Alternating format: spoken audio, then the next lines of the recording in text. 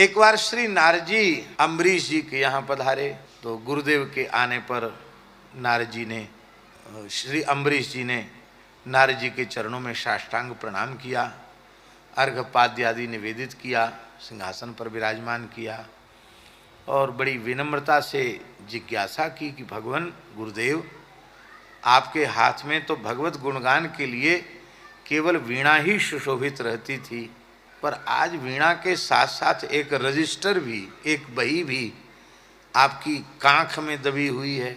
इस बही का कोई विशिष्ट रहस्य है क्या? यदि बताने लायक हो तो गुरुदेव कृपा करें। तो श्री नारद जी ने कहा, वत्स, तुम्हारे लिए कोई ऐसी बात नहीं है गुप्त जो मैं तुम्हें न बता सकूं।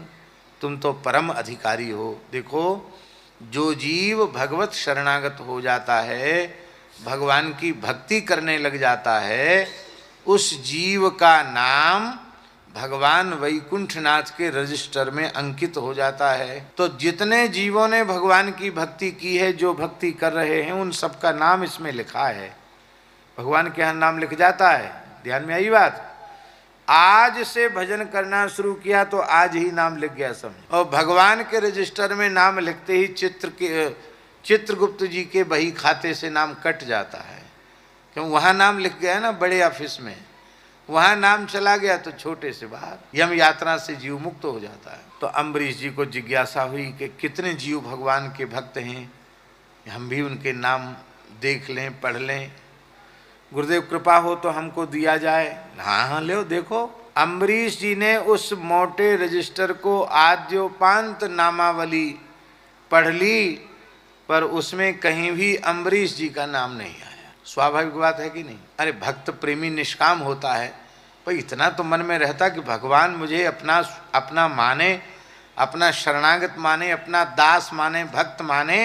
ये तो भक्त के मन में होता कि नहीं? और अम्बरीश जी के मन में यह आना चाहिए था कि लो साहब, हम तो दिनों रात माला फेरे जा रहे हैं, इनकी इष्टाम सेवा किए जा रहे हैं, और हमारो तो नाम ही ना लिखो रजिस्टर में। लो साहब, हम काहे को करें इनको भजन?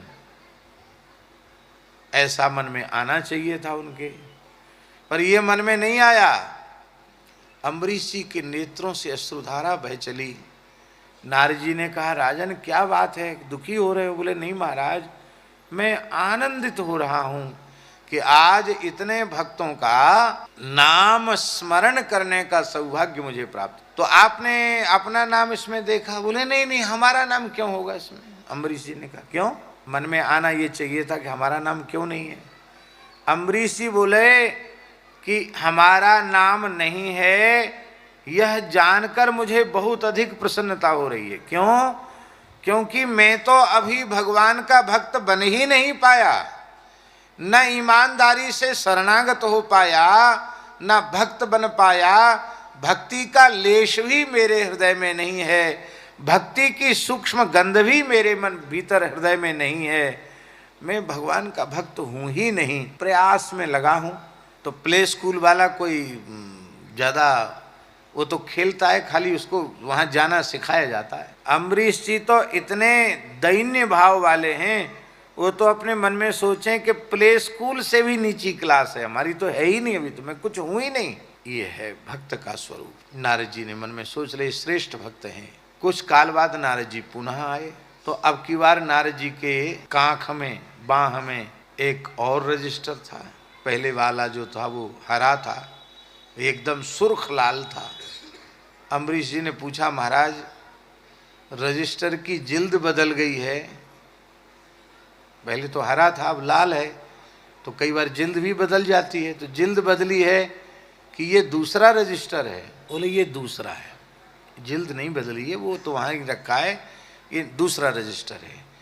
ये वह बही खाता है, रजिस्टर है, उसमें उन भक्तों के नाम लिखे हैं जिनकी भक्ति स्वयं भगवान करते हैं।